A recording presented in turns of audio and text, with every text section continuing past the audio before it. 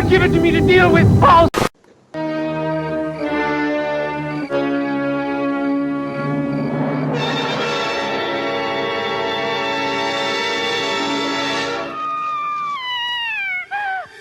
What's wrong? I had a bad dream. Ellie, for heaven's sake. Mr. Mellons, you've got to get this girl out of here. Calvin, your interest in that girl wouldn't go beyond police duty, would it? Tell us about your mother. We don't know anything about yours except that she has 4 legs and barks. Cut it out! Ellie, where's my hammer? How should I know? You had it in the cellar. Well, that's where it is. Only it isn't. If you don't go back upstairs, you'll never eat again. Okay, don't get mad. Ellie, what you call death may be only the temporary absence of life. You're a witch. Someone tried to kill me last night, and I know who. It was just a dream. I'm not staying here to be killed by some maniac. Hi, this is Lauren Marie Taylor from Friday the 13th Part 2 and Girls Night Out. And you're listening to The Hysteria Continues. And indeed you are. Welcome back to episode 104 of The Hysteria Continues. And this time... Hammer time! Yes, indeed. It is hammer time. Excellent. Because we are covering Blood and Lace, not to be confused with Mario Bava's seminal 1964 giallo Blood and Black Lace. But, not to be confused with Dirty Dancing. Or that one either, no. But there's another listener pick, and actually we're absolutely delighted to have with us Kieran Edwards, who picked Blood and Lace. So, Kieran, it is 3 a.m. on your time zone. This is the Transatlantic Slasher podcast after all. So, how are you doing, Kieran? And thank you for joining us. Thank you for having me. It's great to be back. Well, I'm actually a little bit nervous, to be honest. Why is that? What, because you picked this and you're wondering what we think? No, actually, before you called, I was in my kitchen drinking a chai latte, as I normally do, and opening all my kitchen cabinet drawers, as I normally do, when I saw that my hammer's missing. So I've locked myself in my bedroom, and hopefully I can make it through this podcast alive. Well, that it's always a danger of doing a slasher movie podcast. You never know if there's going to be any crazed fans out there, do we, Erik? Well, where are you, Erik? I'm in my bedroom. Why? Oh, okay. You're not in Oakland. Oh, maybe not. No, okay. No. I mean, there's no one else in here that I can see besides Ellie's mother. Ellie's mother. Oh, right. Okay. Oh, she's in the bed. So have you set up a little shrine to Blood and Lace? Have you? Yeah, I guess you guys know Ellie's mother by now. I think we all know her. Does she always sleep here with strawberry syrup on her face? I think so. Well, there's Erik's usually asleep with something on his face, aren't you, Erik? So what? Okay. Well, it's going to be one of those shows, I think, isn't it? Yes, it will be. It will be. So, but no, we're very pleased to have you with us, Kieran, and hopefully you'll live for the next hour and 40 odd minutes, and maybe very odd minutes. But and talking of odd, Erik, how are you doing? Oh, Justin, I'm so tired. It's like 11 o'clock in the morning, and I've only got 9 hours sleep. Oh, Erik, shut up. Oh, you shouldn't rub it in. So we're talking of the sleep deprived. Nathan, how are you doing on this beautiful sunny morning? Sunny. I'm actually doing really, really well. I broke into someone's house and found this amazing hammer. Oh, okay. Mm-hmm. I can see this is a breaking story, isn't it? So, yes. Joseph, how are you doing? Justin, hello. I don't get that.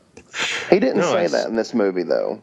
It's Uncle Leo it's an Uncle Leo reference. I see. Mm-hmm. Is that from Seinfeld? Yes. Because I only ever watched one episode of Seinfeld, and I didn't think it was very funny. That's one more You're missing out. You must have watched the first season. Okay. Yeah. Was that not very funny? Nope. No. Okay. Right. Well, before we get on to the main attraction, let's do what we normally do, which is talk a little bit about what we've been watching recently. And as you are our guest, Kieran, have you been watching anything of note?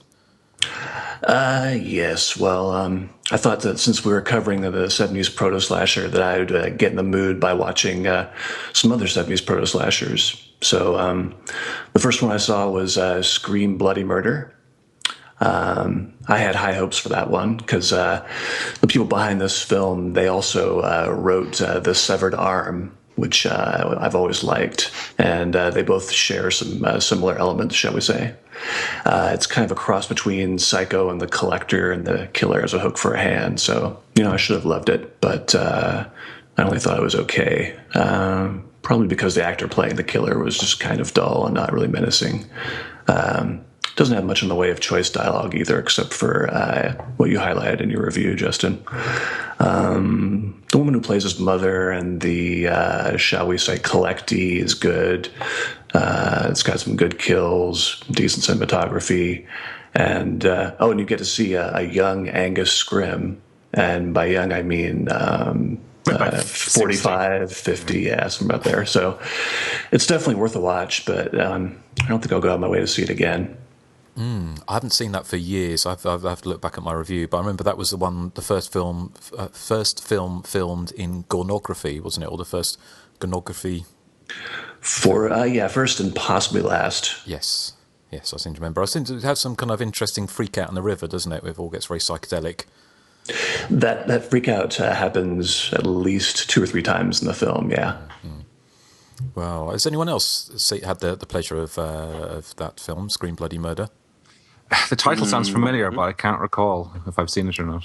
Well, there are 2 Scream Bloody Murders. There's one from the 70s, and there's an early 2000 era Scream Bloody Murder. That we covered which is a lot sillier than the 70s film. But wow. I've seen them both, and they're both entertaining in their own varying ways. Yeah. What about you, Nathan? I've seen Scream Bloody Murder, and the only thing I can really remember about it is the killing of the maid. And I thought it was unintentionally funny. And it probably shouldn't have been, but I kind of thought it was. Well, actually, the unintentionally funny part is when the owner of the house where the maid lives in comes in and tries to defend herself, and she is, shall we say, an octogenarian. Is that like an octopus? No, it's a little joke. But no, but what? Can you remind me what happens at that point? Does she? She has a cane. She moves very slowly, trying to defend herself, and it's not a fair fight. Fair enough. You said you've been watching a few proto-slashers. Anything? Yeah, the second one I watched was The Love Butcher. Oh, yeah. Ooh. I love that movie. Yeah, it's a great title. Coincidentally, it's also the name of an unreleased Barry White album. This is definitely more of a comedy horror film, and it seems to have had this, I guess we could say, a troubled production history. But I think all of its disjointedness and attempts at humor work because the titular character, who's actually a gardener, is very interesting, and the actor Erik is pretty great in the role. It's not particularly violent, but the few murder set pieces are pretty tense. It also does a really good job of not revealing the source of his psychosis until the end of the film. I actually enjoyed it a lot, and it's definitely a rewatch for me. Cool. Okay. Yeah, I take it everyone else has seen Love Butcher. It's another one I reviewed on Hysteria Lives. Yes, great film. Loved it. Suitably 70s and weird. Yes. Very much so. Yeah. And it doesn't really go the way you expect it with the hero and heroine of the film. You kind of don't really expect the outcome of their characters. That's true. I mean, the only clue is that it's a 70s film, and most 70s films, by rule, are kind of have a dark ending, shall we say. And also, I think it's interesting because, like we talk about with the film we're going to be talking about today, but with proto-slashers, because the rules hadn't been set, they sometimes go off in directions you, like you say, you don't expect them to. And this is a film like that. So, Erik, you've not seen Love Butcher? I haven't, no. No, it's worth a watch. It's definitely the best film Don Jones made. that might be unpopular with Nathan, because I know he likes The Forest, but I think this is a little better than The Forest. I don't know, because I think I like them both so much. I don't really know which one I think is better. A colonoscopy is better than The Forest. You're ridiculous, and I'm going to pick The Forest. No. And look what you've done. Not for another 5 years, anyway, surely. Yeah. Yeah. I'm going to pepper some Nathan picks throughout. Okay. FYI. Excellent. Okay. Right. There's one last film I did get to see finally, which was The Centerfold Girls. Oh, yeah. Okay. Yeah. And so I'm actually kind of surprised and ashamed that I hadn't seen the film before. You're right that it's put together like an Amicus anthology film. I guess the first part is kind of like Last House on the Left. Second part's like an American Giallo. And the third part's like a rape revenge film with the emphasis on revenge, thankfully. Kind of looks like a 70s TV movie of the week that was produced by Cinemax. And that's what makes it a great film, I think. And all the calendar girls, all of them are actually very likable. And Andrew Prine is just, he's great in everything he does, I think. But he's got a less flashy role than that of the Love Butcher, but I think he's more menacing. Yeah, I look forward to you guys covering it someday. I think you should. Yeah, well, that's one I reviewed on Hysteria Lives not that long ago, and it's kind of it's why the 70s gets that kind of the sick 70s title, really, doesn't it? Or the and as we'll be talking about again with Blood and Lace, which is kind of sort of infamously the sickest GP or PG movie ever made. Yeah, so yes. Centerfold Girls is really good. Yeah, that's all that I've watched so far. Cool. Recently. Okay, well, thank you, Kieran. Nathan, how about you? The only thing I've watched besides Blood and Lace recently was Herschel Gordon Lewis's film The Gore Girls, which I absolutely love that film. I think it's hysterical. It's so ridiculous. And I feel like I've talked about it on the podcast before, but I mean, it's the only movie I've seen where a woman can get her nipples cut off and one pours out white milk and the other one pours out chocolate milk. That's anatomically correct, surely. Yeah? It's got to be, yeah. But in this movie, it makes sense. I think he did that, didn't he? Because he wanted it to be cartoonish, didn't he? Yeah, I mean, and it really is. Yeah. I mean, it's so over. It's probably the most over the top film he did, and that's saying a lot because he made some really over the top movies. I'm trying to think if I've seen the Gore Girls. I think I have, but maybe not for a long time. But I'm certainly aware of it. What about you guys? Anyone else seen it? No, but I am a Kajagorgor girl. Eric, you haven't seen it? That gives me ideas. Oh dear, here we go. See, Eric, don't encourage him. Yeah, from what I remember, two things. Is Henny Youngman in that film? Yes. Okay. And is that the film where the film is, because it was such a short running time, he had to like have two talking balloon heads for about 20 minutes? No, that's a different movie. That's a different film. Okay. All right. I get those two confused. I would say the Gorgo Girls is better. It's a little more entertaining. And one thing I like about the Gorgo Girls is, of course, it was a cheap production, and it's about, strippers getting killed. So any scene where they're stripping, he had to use like stock music, like free. What do you call it? Public domain music. Royalty free. It's ridiculous, the music he's playing for these stripping scenes. Excellent. Okay. Well, thank you, Nathan. And that's everything you watched this week?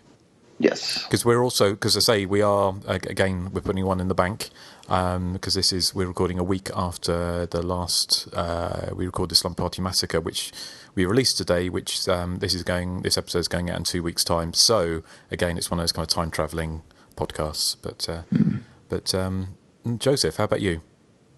Well, the only thing I've watched is something that you and I know Erik has watched. I'm not sure about Nathan or Kieran, but I watched the found footage film Creep, which is I'm not going to go into too many spoilers here, but it's basically about a dying man who wants to have his last moments, I guess you'd say, documented on tape for his son, who he fears he will leave behind, and he wants his son to know who his father is. That's pretty much all I'm going to say. By now the whole found footage thing has really kind of grown, tired, very tired, I'd say. And this is coming from someone who likes a lot of these films, but this is kind of a boost to the subgenre. It's kind of realistically and kind of organically scary, I'd say, especially for a few people I know. But it's also another film I really can't go into too much without spoiling it. But I just to say that I found it highly effective, very well acted. It's one of those films you can't really look away from. It's just really well done all around. It's kind of I'd say it's the It Follows of the found footage genre. What about you, Justin? I really enjoyed it. I think my interest has peaked when I heard Patrick from Scream Queens mention it. I can't remember if it was on the show or on the Facebook group, but it was. I looked. It was on Netflix in the UK, and it's got 1 star out of 5, which obviously isn't very encouraging. And I was quite surprised. Having said that, every film that I like on Netflix has always got really, really bad reviews on Netflix. So the people who rate films on Netflix have no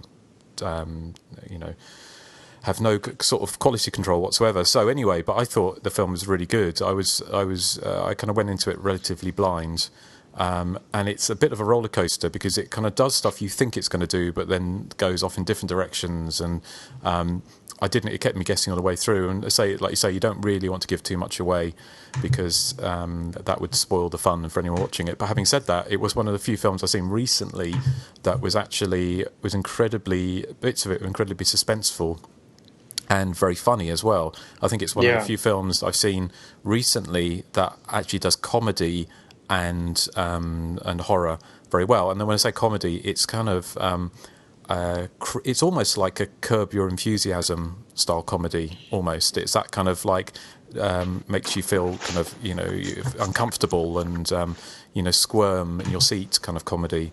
It's kind of like the one person in the film will do something just kind of off the wall, and you almost expect the person behind the camera just to kind of get out from behind the camera, look at it, and you hear boom, boom, boom. But I get what you're saying about that. Yeah, well, I thought it was great. I thought it was really good, and it's interesting. I think you only ever see 2 people in the film. It's a film with just 2 people in it. I mean, it's not all set in one location. It's set in different locations, and you hear people on phones and things like that, but you never see anyone else apart from the 2 main characters. And I thought it was very effective. Apparently, it's been sat on the shelf for a couple of years. It's been, and obviously it bypassed cinemas and has gone straight to Netflix. I'm not even sure if it's out on Blu-ray, but definitely worth a watch. But you saw it as well, Erik. I did, yeah, just because you guys were talking about it during the week. I'd never heard of it in my life, and as you said, I went in completely blind, not knowing anything about the film, apart from that it was found footage. So, I really enjoyed it as well. I'm probably not as much as you two seem to have, but I would still highly recommend it. The creep of the title is very, I suppose the one thing you can give away is that it involves a very strange individual, whose behavior is very, very bizarre from the get-go. So that's not really a spoiler. 5 minutes in, you're thinking, ooh, this man is a bit odd. Yeah, absolutely. So, okay, cool. But no, I did. And again, harking back to Slumber Party Massacre, it's a neat 77 minutes as well. So you definitely won't be bored by it. No, absolutely. So what about you, Kieran and Nathan? Have you caught it yet? Not yet, no.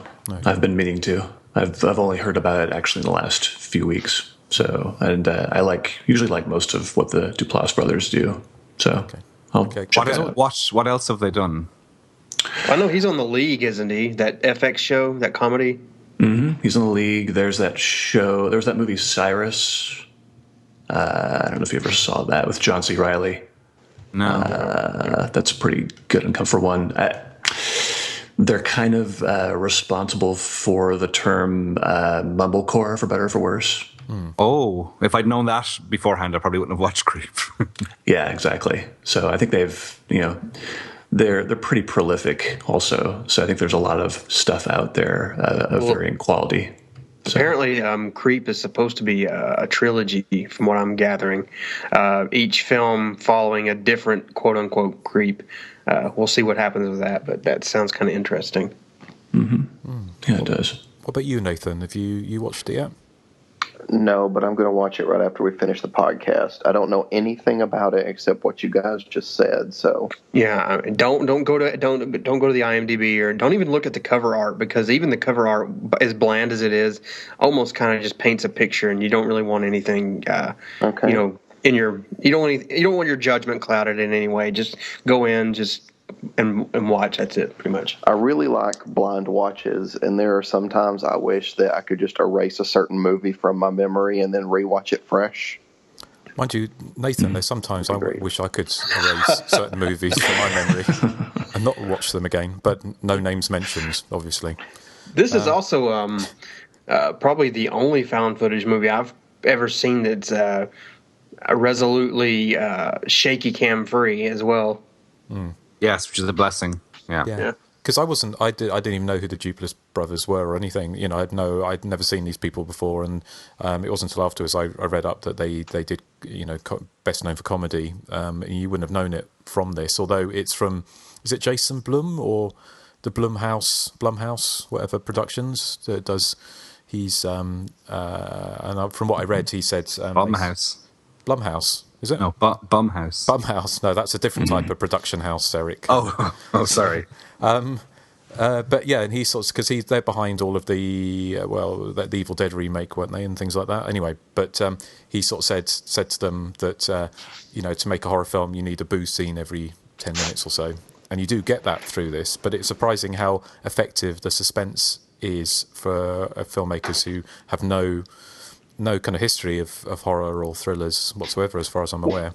I like how the jump scares in this film actually really aren't jump scares. He kind of winks at you with them a little bit. Yeah, no, it's inventive like the rest of the film. So, but be interested to hear what you think, Nathan. So feedback next time. So that was everything, Joseph, was it? Yes, that's it. Okay, right. Erik, we haven't had you yet, have we? No, but you were saying there about a Blumhouse production needs a boo scene every so often, but the Blumhouse ones need a poo scene every so often. Is that your joke of the week? No. Was that your joke of the week? Oh. No, it's actually better. That was actually better than my joke of the week. Okay. My joke of the week this week is kind of poor. But oh boy, shocking. Just to go back to Scream Bloody Murder, we have actually covered the early noughties Scream Bloody Murder, because it was called Bloody Murder in the States and called Scream Bloody Murder over here in the UK and Ireland. That's right, yeah. Mm-hmm. Episode 77. So there's 3 Scream Bloody Murders then. Is there? Yeah, the other one I was talking about, it's not Bloody Murder, the one we covered. It's you're right, there is another one. It's the one with the really wacky ending that Nathan and I have talked about before. It's a horror spoof. My favorite horror endings, one of them. Yeah. Of all time. Okay, well, I've only watched one film. Well, apart from Creep, I've only watched one film. Apart from Blood and Lace, obviously, and that is what could be called a proto-slasher. It's a Jess Franco movie from 1970 called She Killed in Ecstasy. And it's about a doctor who's cast out of his profession because of his bizarre genetic experiments, and this leads him to commit suicide, and his wife then goes on a sort of revenge mission against the 4 doctors she deems responsible. So it is kind of a slasher movie. In fact, I think I'll pick it for the next podcast. Now, I know Jess Franco has kind of a reputation of being a bit naff at times, and although we all love Bloody Moon, but this one is actually very coherent and fast-paced, and for a Franco movie, it has a strong narrative thread through it, although still it's wonderfully weird and wacky. And it has, I know, Justin, you're a fan of the kind of set design and wacky interiors of something like 5 Dolls for an August Moon. And you get plenty of that in this film. You got sort of really psychedelic late 60s, early 70s decor in these apartments. He actually utilizes this strange block of apartments that are actually in real life are called Xanadu, which makes me want to go there even more, which he's used in lots of his films. But I loved it. And I think, if you're not a Jess Franco fan, this probably would be a good entry point for it. It's called She Killed in Ecstasy. It is kind of slasherific. The body count it's only 4 or 5. But, I would give it a big thumbs up. But then again, I do love weird and wacky 70s Euro horror, so...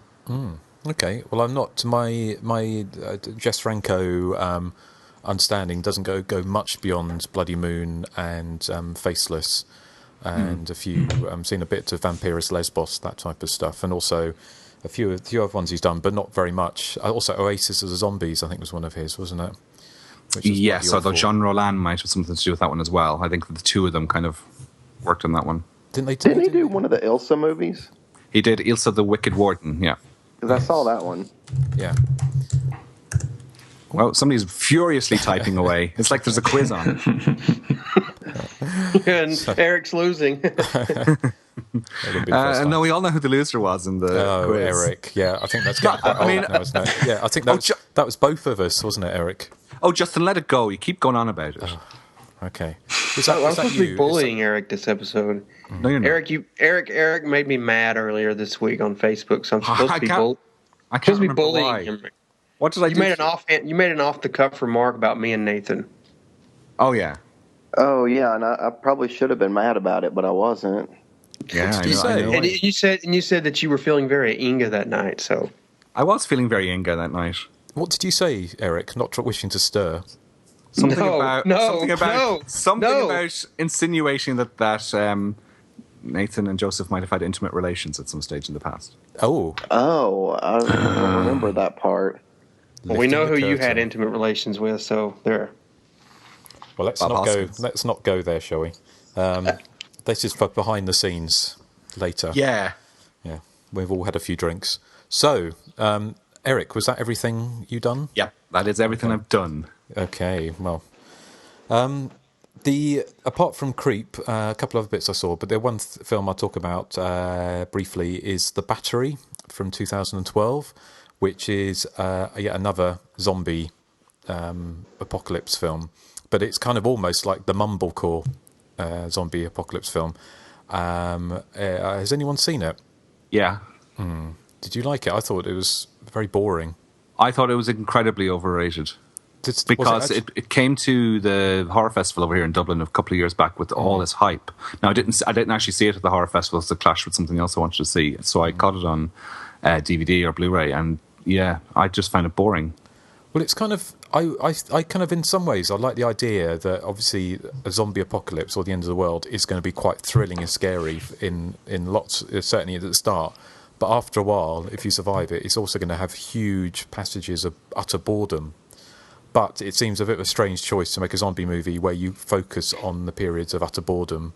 There's a long scene of two guys in the back of a car towards the end. Which normally wouldn't be too bad, but in this context, it was in a Bumhouse production. It would be okay. Yeah, but in this context, it was just incredibly boring, wasn't it? It was just kind of that scene in the back of the car literally did go on for 20 minutes, didn't it? Of nothing. Yeah, I just could not see what the fuss was about the film at all. No, it was very it was just basically it was just the passages of boredom of the zombie apocalypse, and that's what it was based on, sitting around and bickering, arguing, and eating tinned goods. That was it, really, wasn't it?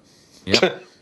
So wow. So and not only that, it's an hour and 41 minutes. I didn't even keep it to a trim 90 minutes. It was I didn't understand what they were trying to do with it, really. It was very low budget. It's kind of, it was just like it's something you could bung on in the background and do your ironing to, or have a phone your mum on the phone while it's going on in the background. But apart from that, I wouldn't recommend it.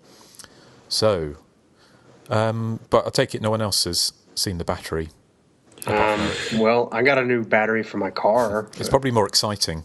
Yeah. I haven't seen it, but I don't really want to. No. What about you, Kieran? Yeah, I haven't seen it. There were there's like an initial wave, I think, of like good critical reviews about it. And then there's some sort of backlash afterwards, I remember noticing. And then after reading the backlash, I just lost interest in seeing the film. Mm-hmm. Have any of you seen Pontypool? Yes. Oh, yes. Yeah. Oh, my God. That was so... I mean, you guys might have liked it, and everybody else seems to like it, but it's been a really long time since I've been that bored. Since we covered the Criminal, that's when I was last that bored. I'm sort of not as hard on the movie as that, but I did... Yeah, Yeah. Go on. I said hard on.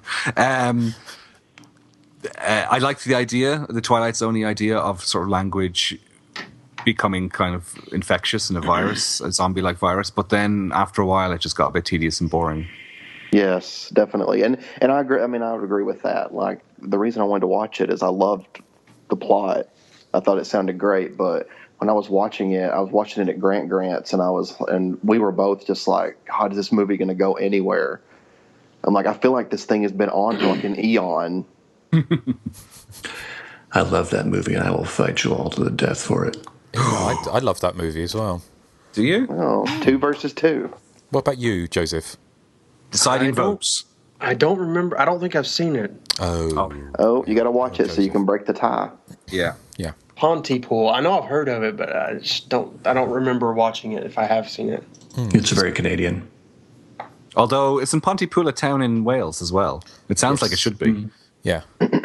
But funny enough, because there are, in America and Canada, there are lots of towns based or named after British counterparts, aren't there? And there is actually a town called Toyah in America. Did you know that? It's like a paradise, I'd say. Well, I don't know about that. But but you should look that up and maybe you can go on holiday there. I might go live there. Well, yes, I don't think they've got Wi-Fi. I want to be inside Toyah all the time. Oh. Would you switch sides for Toyah, Eric? No.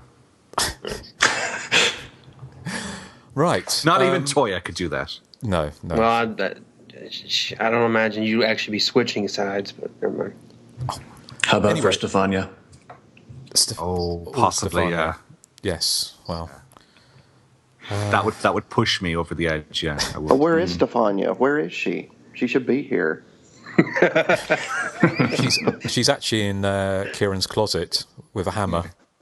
But you all know that she's so young. She's got her whole life ahead of her.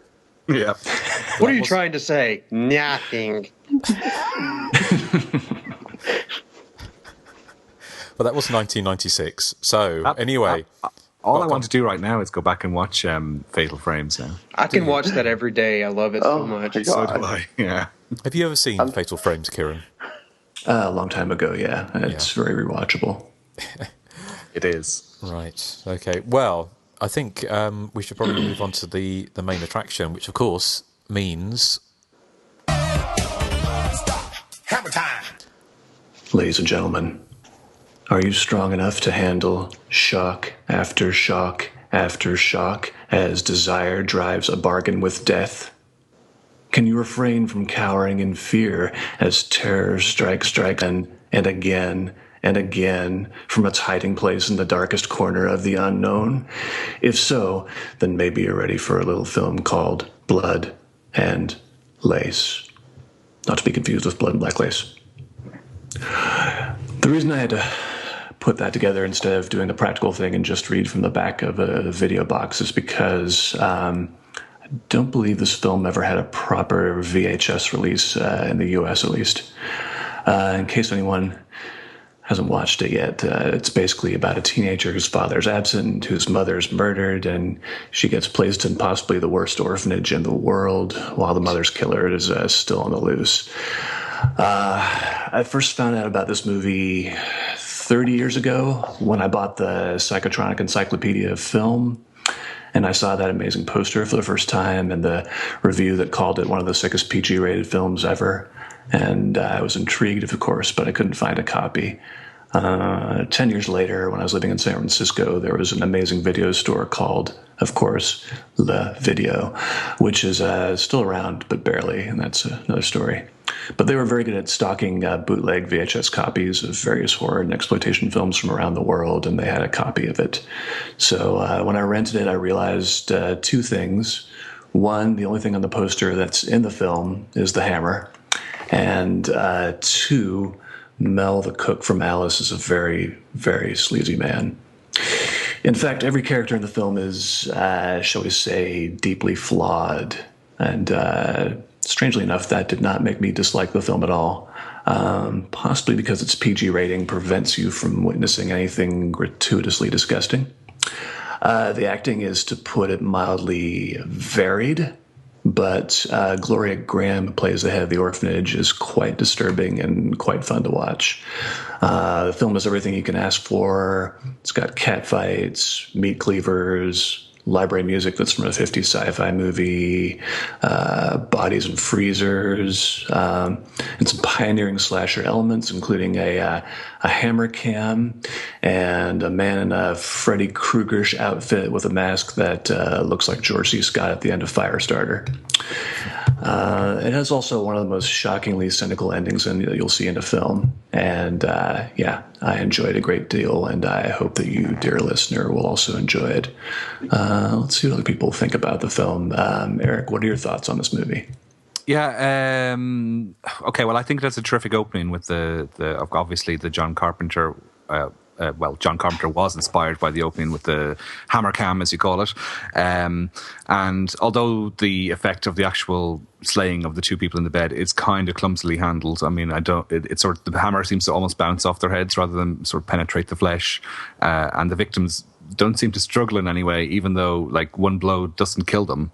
Why don't they move? Why don't they go, even? They just sort of lie there and sort of take it, kind of like Justin. Erik, sorry?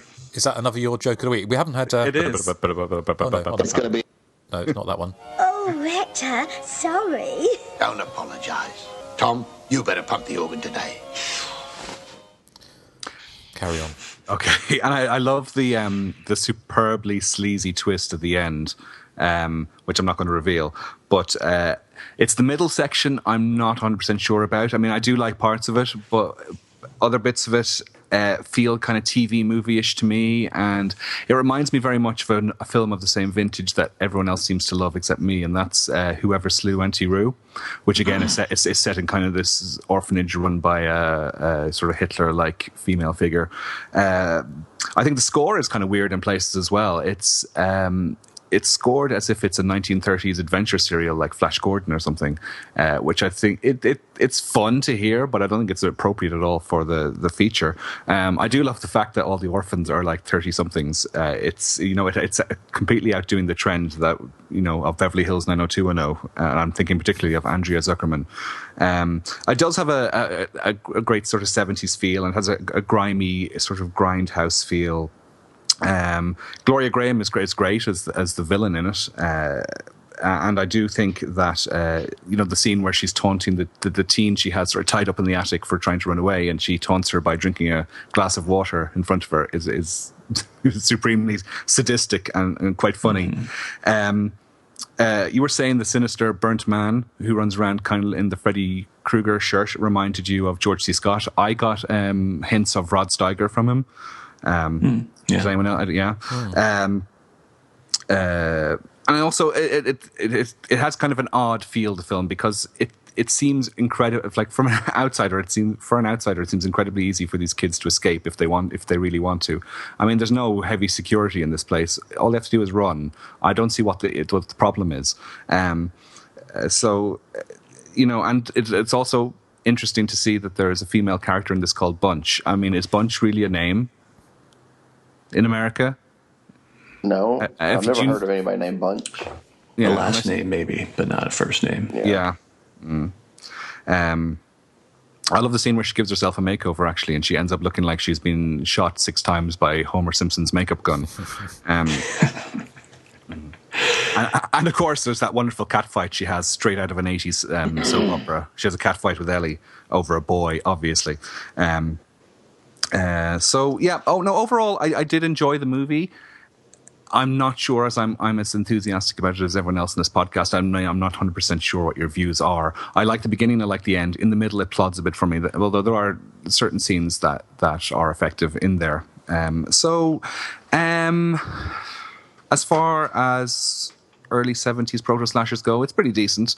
As I said, it reminds me of a made-for-TV movie, but a pretty darn sleazy one at that. It's not particularly gory, though. As you say, the poster does kind of oversell the movie in the gore aspect, but I can see why it has the label of being the sickest PG movie ever, because sort of thematically it is.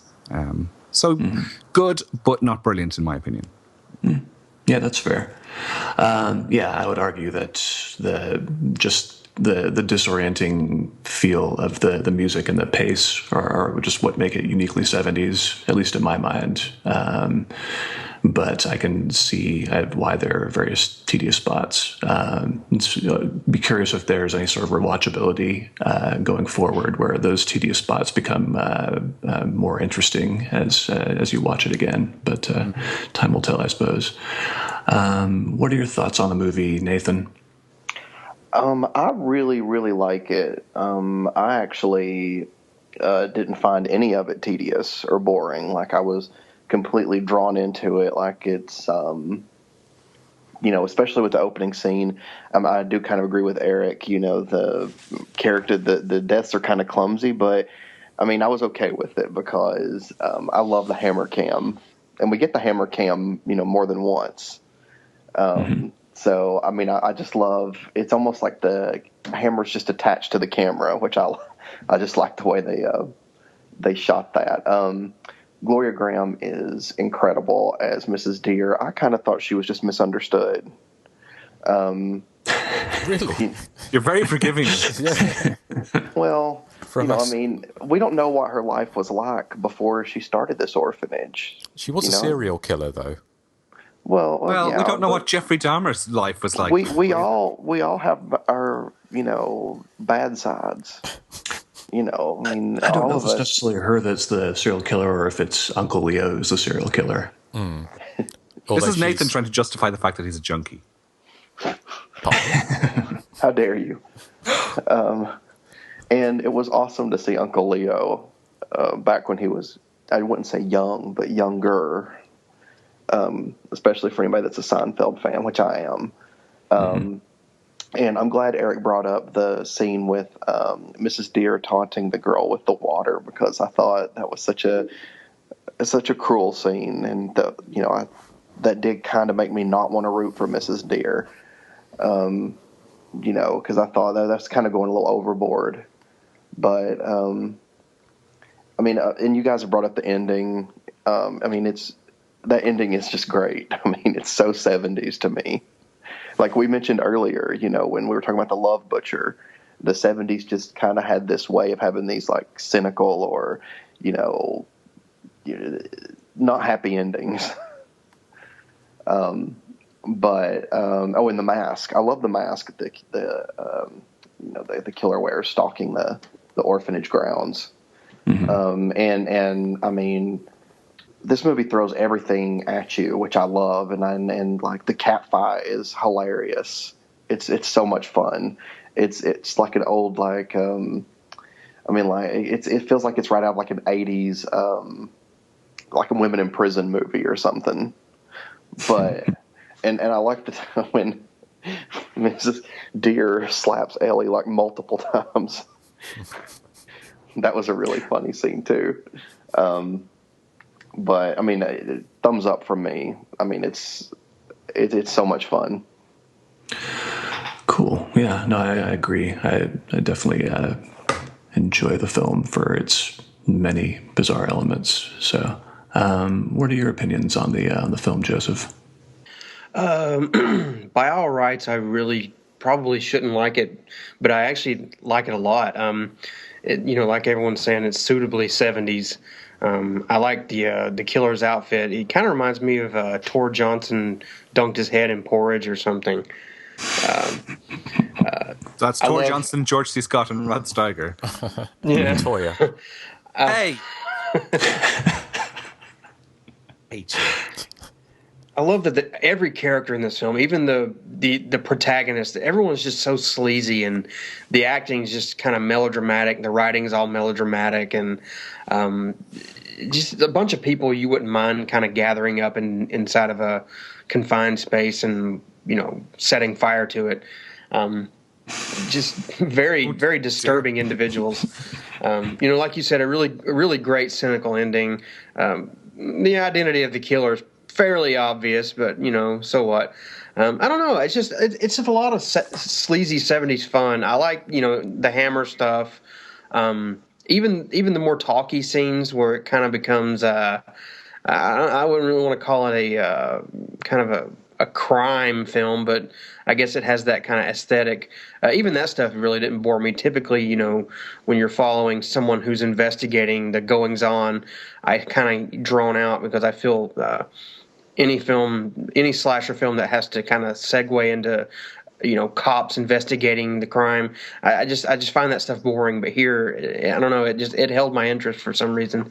I do like that opening murder with the killer killing the couple in bed. I like how he hits the woman a couple of times, and then when it shows the man, he just kind of opens his eyes and looks up. Doesn't even bother to move or anything. He just lays there, and then he gets hit a couple of times, and then when you think it's all over, the killer sets fire to the room, and the guy just kind of falls out of bed and just kind of writhes around very unconvincingly.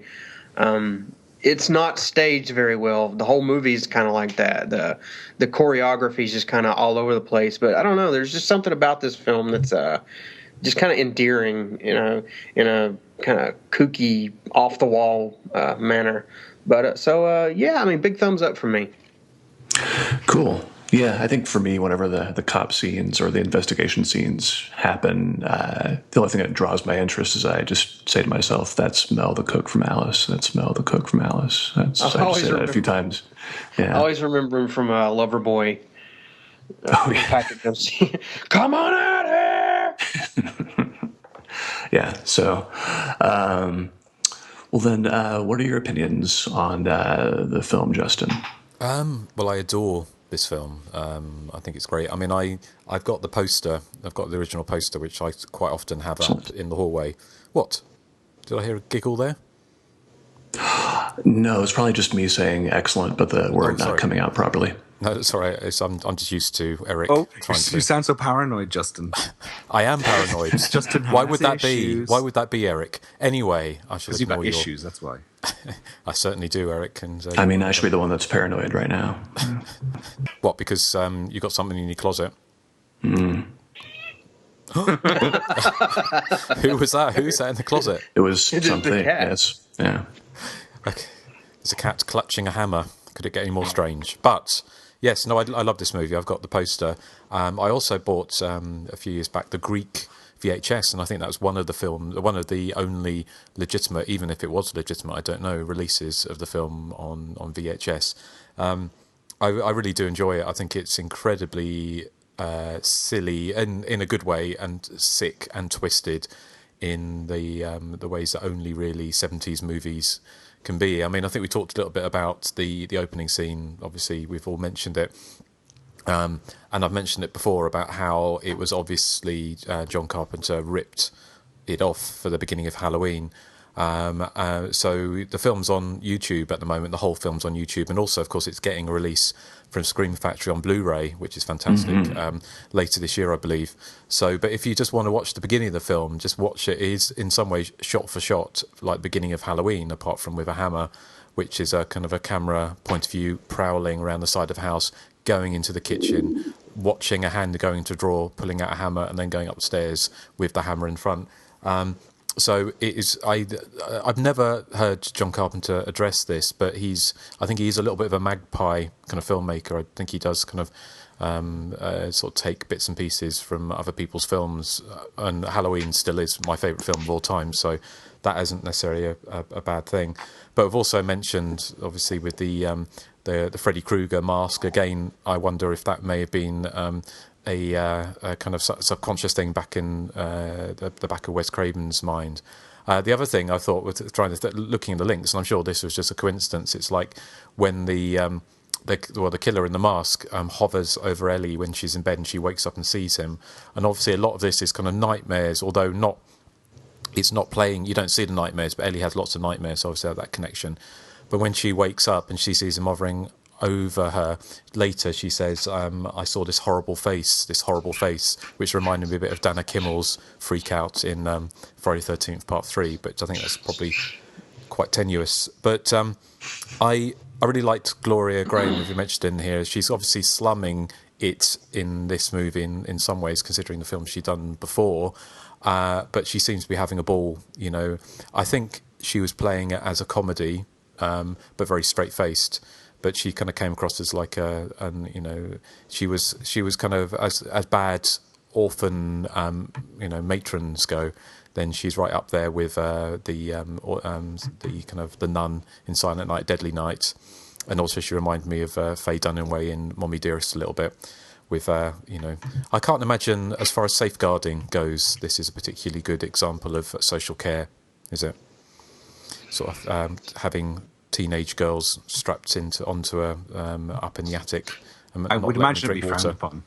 It probably would be frowned upon, but then again, this was the 70s. I also love the way at the end, it's very bizarre because there's the end where the killer, although the killer in the mask is not really a killer, is he? Really, it's a bit. You have to see the movie. It's a bit confusing. But when he suddenly appears at the end with the big showdown with Ellie and Mrs. Graham and the handyman, is that Gloria Graham looks completely nonplussed, but this person with a mask has suddenly turned up in her cellar with a hammer, doesn't she? She's I think the only thing I could think of for that is that she's thinking, because she's already wants to get rid of the handyman herself, yes. And she's just sort of deciding like whoever ends up surviving, maybe she'll try and do away with herself later. But this kind of reminded me a little bit of A Bay of Blood with basically that kind of, it has that feel of one person's trying to kill another and this person's trying to kill that person, and it's just kind of a free-for-all, I guess you'd call it. So there's really no central, I guess you'd call a central murderer, to the story. It has that kind of Bay of Blood feel to me. I can see what you're saying about the Bay of Blood feel, but for me it's the same kind of feel in that almost every character in this movie is a villain. Yeah, I mean, is there any good guys? Even the protagonists are just sleazy and just kind of.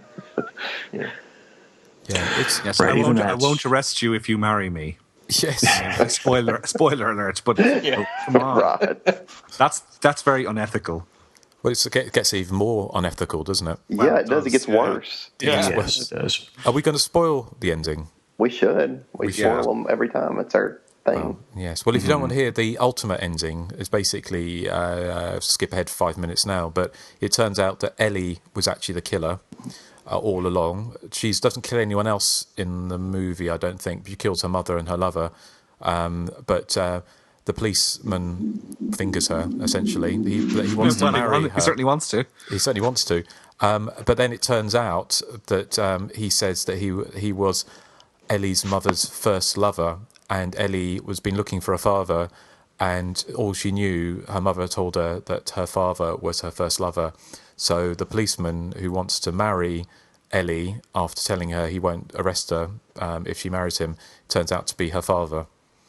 And then Ellie kind of just starts laughing maniacally at the irony. It's total. It's like Dynasty squared. Dynasty cubed. But it's also, I like the look. She almost does kind of a moonwalk away from Vic Tayback's character.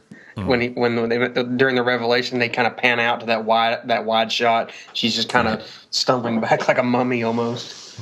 But it's even more convoluted than that, because he's just set her up to try and uncover the unethical behavior of the people running the orphanage as well. So he's just a big douchebag, is what he is. But it's very bizarre kind of police work, really, wasn't it? To dress as like a crispy faced killer in a lumberjack shirt with a hammer. Well, speaking of convoluted, I think he supposedly was, before he became a detective, he worked in a movie theater, and then later on, when he explains the mask, he says, "Oh, that's just stage makeup," as if like working in a movie theater and knowing stage makeup are mutually exclusive. So exactly, and it's very Scooby-Doo, isn't it, when he pulls off the mask at the end, which is great. The other thing we haven't mentioned, of course, is the very strange kind of subplot of Gloria Graham has her husband in a wheelchair, dead in the freezer as well. And she says in the kind of trailer that in some ways, that although she's got all these basically these dead teenagers, and I think if you haven't seen it, I think we've kind of alluded to this, but we may have said it outright actually, but when the teenagers run away, they kill the teenagers, or someone kills the teenagers and then puts them in the freezer and then gets them out, defrosts them, put them in bed, pretend they're ill. So when the social worker comes around and does a head count, they all appear to be there because they don't want to lose any of the money they're getting from the welfare payments. So it's even sicker than, it just keeps on getting sicker. But Graham seems to have this idea that when people are dead in the freezer, they're not actually dead. And she has her husband, Mr. Deere, in the wheelchair in the freezer as well. And some idea about bringing them all back to life at some point. Yeah, she has her faith in modern medicine that someday they'll invent some kind of miracle cure where if they're frozen at death, they can be revived. See, she's not all bad. She's like Mother Teresa. She's coming off that. I also like how it's kind of obvious they couldn't really.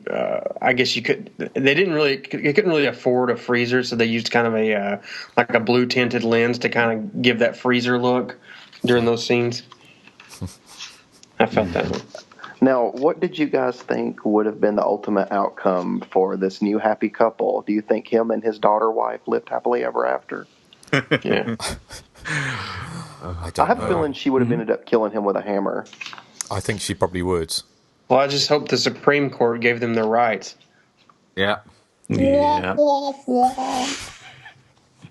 just thought it was... Well, it seems like anyone can marry anyone these days. The world has gone crazy. Yeah. Now people can go marry a tree. Yep. Now, Eric, you would marry Vic Tayback, though, wouldn't you? 1971, yeah, but not well. He's dead now. So. Well, I would hope not now. You can call him daddy husband. Yeah. Well, he might be dead, or he just might be in someone's freezer. Well, true. Just true. Actually, I just realized this is the second week in a row we've had a movie with bodies in the freezer. Oh no, sorry, that was a fridge last week. That was a fridge. It's completely different. Sorry. Oh, Erik. Yeah. But it did remind me a little bit of the end of the Scaremaker. Girls Night Out. So again, I doubt there's another tenuous link, but I wonder how. Speaking of people marrying trees, what about that kid that was running away that was trying to hide from the handyman behind that tree? Wasn't he kind of marrying it? He was kind of marrying it, yeah. It was kind of very bizarre, wasn't it? Because he's hugging this very thin tree, wasn't he? Yeah, as if he's on a ledge or something, but he's not. But then but the handyman throws that meat cleaver and chops his hand off, doesn't it? So he obviously had to get his hand in just so he would have it chopped.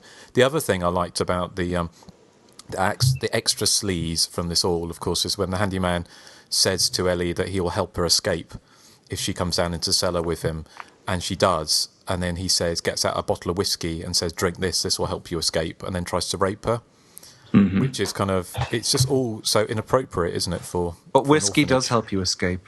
It does. It does actually. Whiskey is where I go to cry. Oh, Erik, how sad.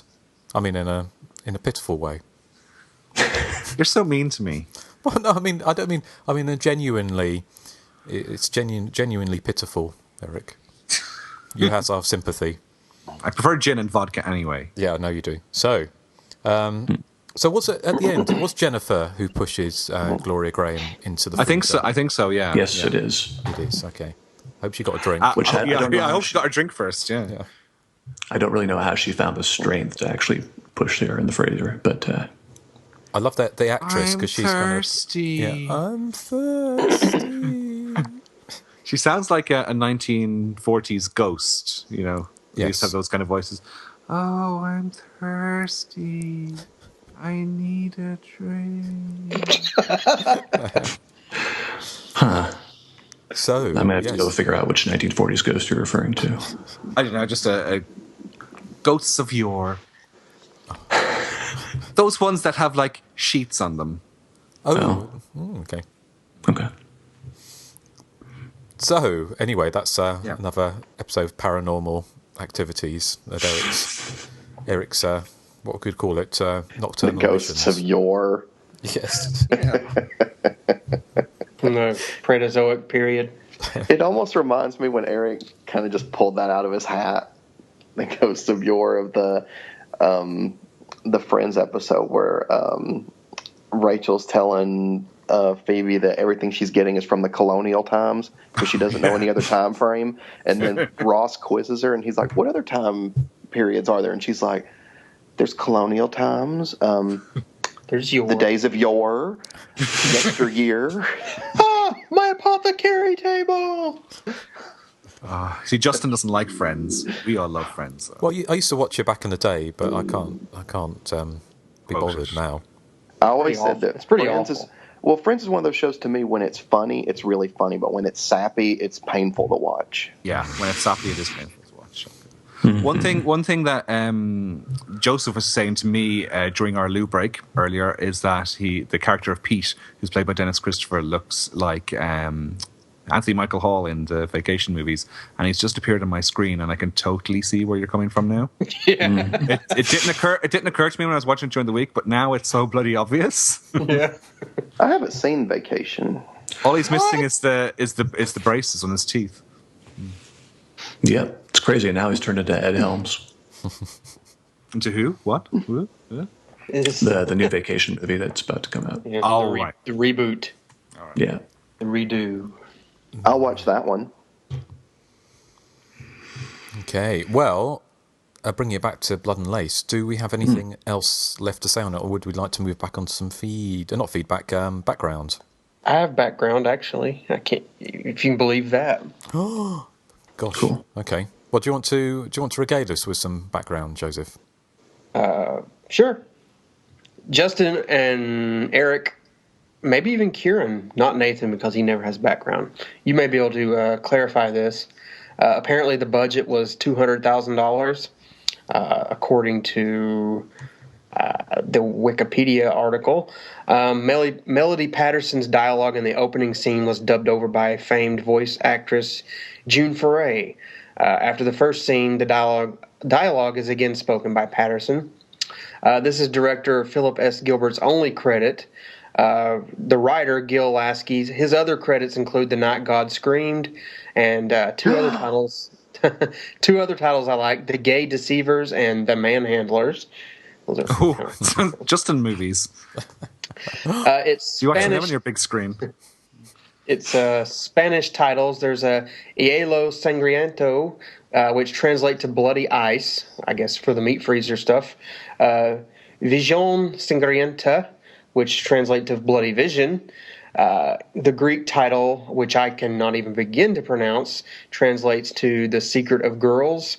The Italian title, Il Martello Macchiato di Sangue, translates to The Bloodstained Hammer. And then the Swedish title, which is Din Blodiga Hammaren, which translates to The Bloody Hammer. And that is all I have, because their background on this film has been very, very difficult to find. So, anyone else? Do you have any, Kieran? Kieran, yes. What about you?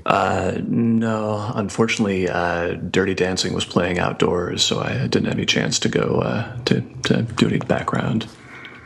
Well, that's forgivable completely. Okay, I'm just kidding. I'll give you some background if you like. Yes. Well, the film was shot in various locations all over Los Angeles and Orange County. As to when that actually happened, I think there's a copyright stamp of 1970 in the film, if I remember correctly. But Jim Feasel, who we all remember as the electrician for this film, he has an autobiography. He also actually happened to write and direct a film called Psycho from Texas that we all might have watched. But he wrote in his autobiography that shooting happened in early 1971, but IMDb says the first release of this film was, I think, March 17th, 1971, which seems like a pretty quick turnaround, but it's an AIP film, so it's possible. Ed Carlin, who produced it, later on was a producer for Superstition. Gil Lasky also was a producer for Spider Baby. After its initial release, it got put on a few double bills, most memorably in May 1973 in New York with a martial arts film called, brace yourselves, Deep Thrust. It's one of those martial art porno films you've all heard about. Gloria Graham, of course, she is an Oscar-winning actress, and apparently she had an affair with and later married her stepson. And art imitating life. Right, and coincidentally, she's also a descendant of British royalty. Edward III through John of Gaunt. Anyway, her last movie was The Nesting, which I don't know if you all have seen it, but I think it's got one of the creepiest haunted houses in a movie, personally. Melody Patterson, before she was in this, she was a star on F Troop, which was a sitcom that was way before my time. So I don't know if any of you ever watched that. In the book Drive-In Dreamgirls, she said she enjoyed working on the film. She liked Gloria Graham. She also didn't consider it to be very gory. She thought the special effects were pretty bad herself. The only part of the shoot that she didn't like was the beginning, because she had the flu for about a week or two.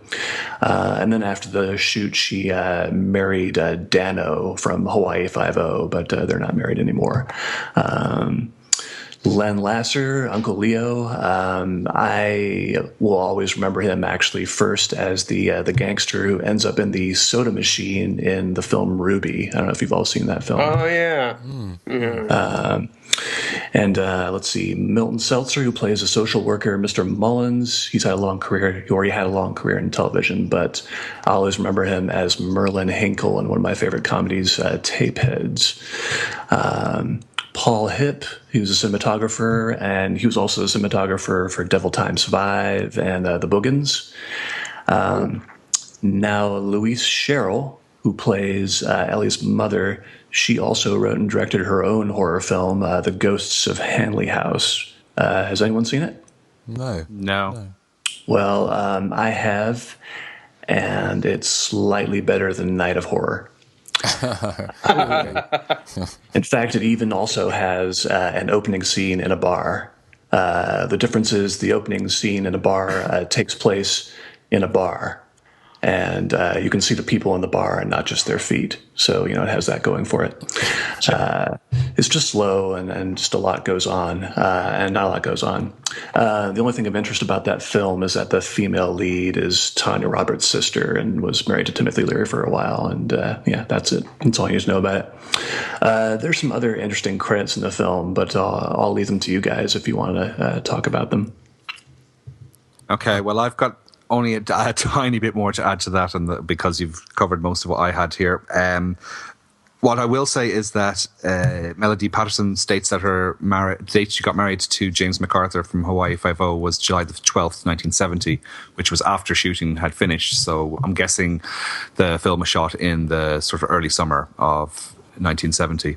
The only other information I have is just some reviews from around the time. The Motion Picture Guide begrudgingly admitted that it manages to keep some tension despite murky photography and muddy sound. Variety said the pick should suffice for chill bills, which I presume is horror enthusiasts they mean. And the New York Daily News wrote that the cast tries to bring believability to the plot, but the audience couldn't help laughing in the wrong places. Terry Messina manages to stand out as a teenage sex pot. I think Terry Messina is Bunch, isn't she? Yeah. The movie. And then the New York Post said that the story manages to keep you guessing all the way to its macabre end if you can stand it that long. So reviews weren't terribly positive back in the day. That's all I have, because Kieran, you were quite thorough in your research. Thank you. Justin. Well, I've got a few other bits. Obviously, Gloria Graham, as you mentioned, was an Oscar-nominated actress. She was also in It's a Wonderful Life. It's one of her best known roles. Milton Seltzer was also, he played Grandpa in Sid and Nancy in 1986. Yeah. And whose Grandpa did he play? Sid's? I'm not sure. I just saw it on IMDb, so I'm not sure. I don't. No, sorry, I wasn't trying to be difficult. I was just curious. I don't know. We'll have to go and watch it to find out. I need to rewatch that film at some point. Len Lesser was also in Someone's Watching Me as Burly Man in 1978. I like that. I like the sound of that. I thought you would, yes. Melody Patterson was in a film called The Immortalizer in 1989 as Nurse Bane. I'm not sure if that's a horror movie. Has anyone ever seen The Immortalizer? No. No. It sounds like a film I should have seen, but probably didn't. It sounds like a film Nathan would enjoy. Yeah. Oh. Well, I don't know, only because it's a low-budget 80s. Although things that horror usually movie. end in Iser are kind of action movies, so maybe Joseph might like it more. That's true. The other thing is basically the film bombed when it came out. All the Variety entries I can see for the film about its box office, all saying things like it was, a weak or sank badly at its bow at the Hippodrome and other stands, and so that may explain possibly why the film didn't really go on to it didn't get picked up for home video release or any other or re-releases throughout the years. So the film was, and presumably still is, banned in the UK.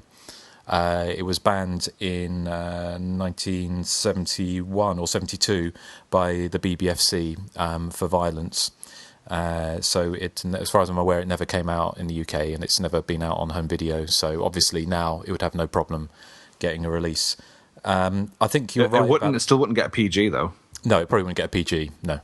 I've got a kind of a very short synopsis from the Daily Republic in Mitchell, South Dakota, from the Saturday, May the 8th, 1971.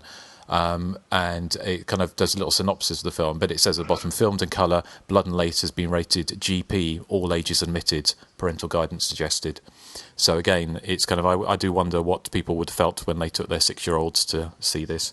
It may have been a few embarrassed faces there, but put on your best bib and tucker, Timmy. We're going to see Blood and Lace. Yeah.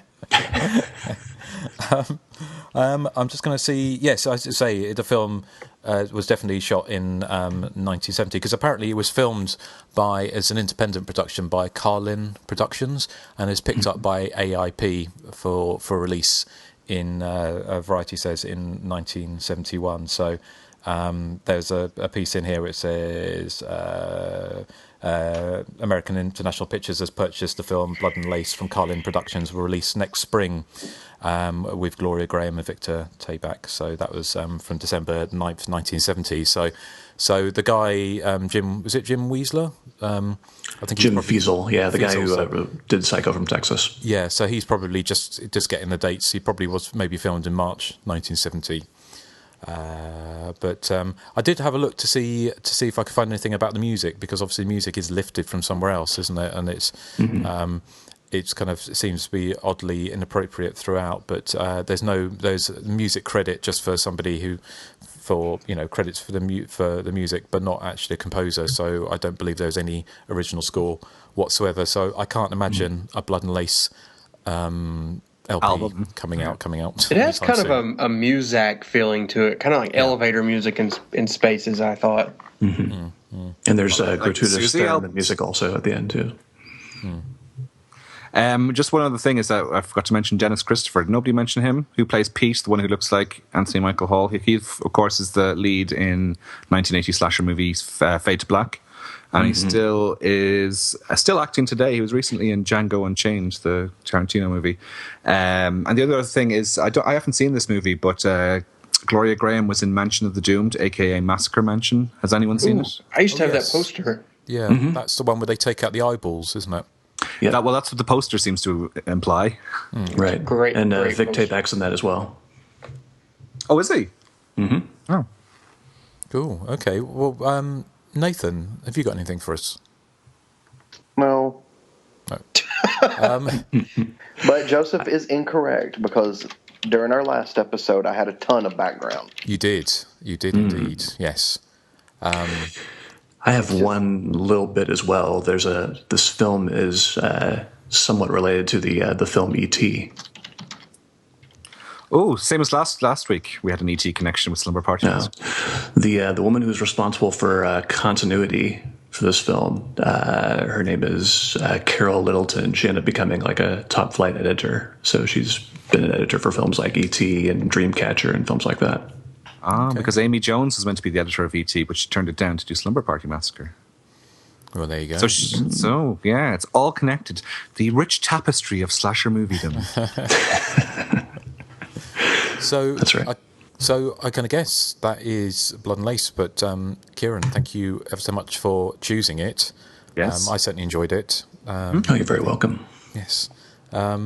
Is there anything that we want to say in closing? Anything that we haven't already said?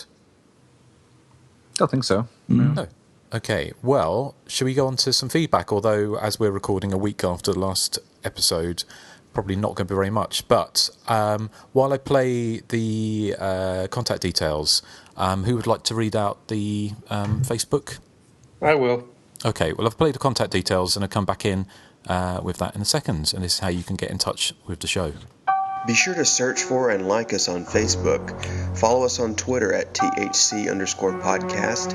Our voicemail is 858-233-9281. And you can email us directly at the.hysteria.continues@gmail.com. Oops. Oh, Erik, your love bead's going off again. Yeah. Apologies. Okay. So do we have any feedback apart from the Facebook? No feedback this week. No. Okay. Oh. Well, you can have plenty of time. Not very many Facebook things either. I guess not a lot of people have seen this film. Okay, well, hopefully we'll be introducing this to a lot of people. And also with the Scream Factory release on Blu-ray, I'm sure a lot more people will discover its charms. Mm-hmm. Matt Mentier writes, "Sweet, Blood and Lace. Good choice." So, cool. Yeah. Okay, short and sweet. Short and sweet. Thank you, Matt. Lauren Gillian wrote, or Gillian? I don't know.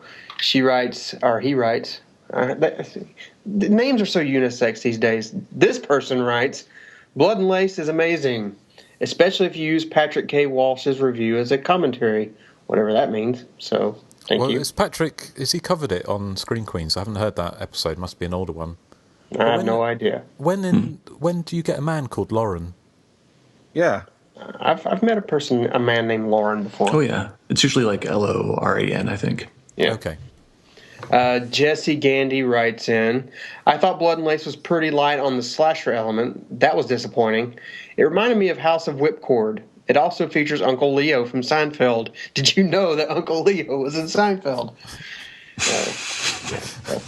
No Alan Dale in Blood and Lace, unfortunately. Unfortunately, yes. Yeah, unfortunately. And that's it for our Facebook shenanigans this week. Okay, well. I expect later when we reveal Erik's pick, there's going to be even less. Possibly. Yeah, because I'd never even heard of Erik's pick. Neither had I. In fairness, it's a listener pick, so I'm not taking the time. Yeah, okay. Well, talking of Erik, maybe it's time for You Know What. Yes. It's my joke of the week. It's so freaking fantastic.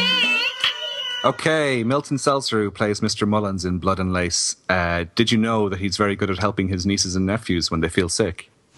Because to them, he's Uncle Seltzer.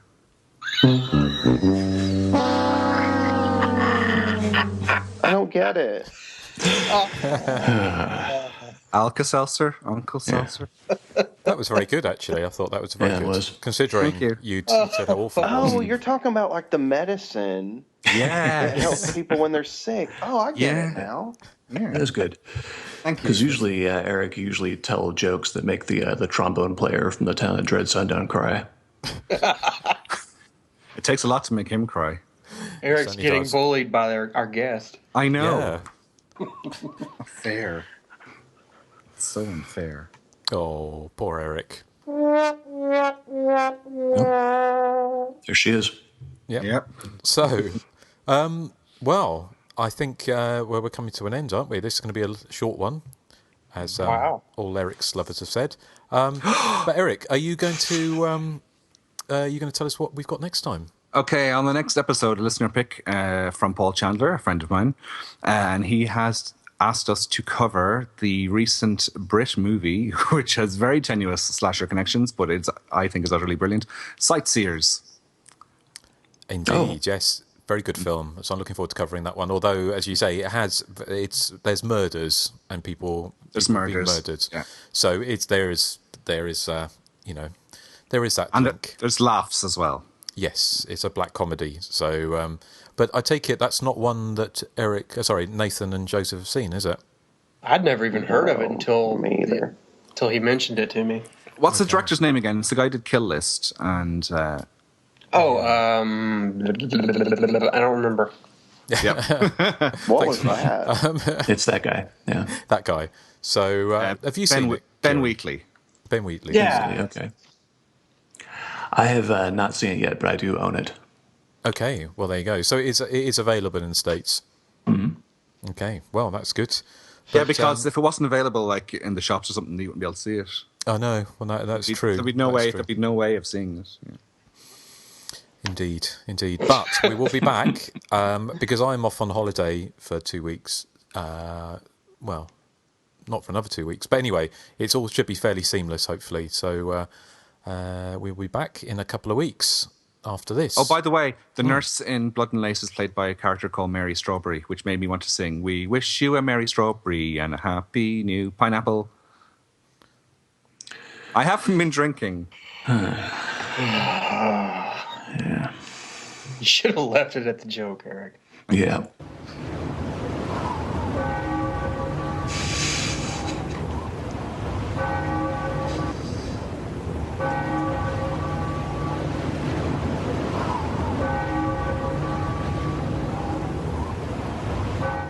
I bet you Mary Strawberry likes my joke. Extra long bail and win this week. Yeah. So, okay. Well, thank you to Kieran again for coming on. It's always a pleasure. And I hope now you can go back to bed. You can go back to bed, yeah. So it must be about. Is it about coming up to 5 in the morning? Isn't it? In where you are? Yeah. And you haven't been attacked, have you? Yet. No, fingers crossed. You're all right. Okay. So I think Kieran now has the record for earliest guest appearance on the show. I think he beat Michael by an hour. I did. Yeah. Hold on. There's a. Did you hear that? Hold on 1 second. Is he going to do it? Justin's got stalker, I think. It's Argento. No, it's Ellie. With her hammer cam. Yes? Hello? Well, if he wasn't a whore, then Ellie wouldn't kill him. Well, yeah, it's his own fault for being a whore. Where's he gone? Sorry, I'm here. I'm back. So that must be right. thrilling for you. So no, it's Argento who was trying to get in. Then he was making some very sad noises, like a sad trombone. But Nathan called you a whore. Did you, Nathan? Well, Erik said that Ellie was trying to kill you, and the only reason Ellie kills is if somebody's a whore. I'm shocked, Justin. I'm really shocked. I'm sorry. Shocked. I'm sorry that that Nathan said such horrible things about you. Well, yeah, I'm shocked. Actually, I'm more shocked actually by the state of Argento's bottom. So I better sign off. So keeping it classy. Well, I've lost my appetite. It's a good thing his name's not Fulci. Oh. Well, we did have a cat called. Well, no, there was a cat called Fulci where we nicknamed. He looked like a really grizzled old tomcat. So we called him Fulci. He had one eye. But this is actually an interesting topic. We should bring it up at some point. Like, have you ever had pets named after anything horror movie related? Well, yes. But have you, Nathan? Well, I got my dog's Axel. My dog's Axel. Axel, that's right. Yeah. After Axel Rose. My Bloody Valentine. Yeah. Yes. Okay. Well, anyway, before we witter on, I do need to do some emergency grooming, so I better go now. But thank you again, Kieran, and we'll play out. Should we play out with some MC Hammer? Yeah. Okay. Since I'm from the East Bay, definitely. Okay.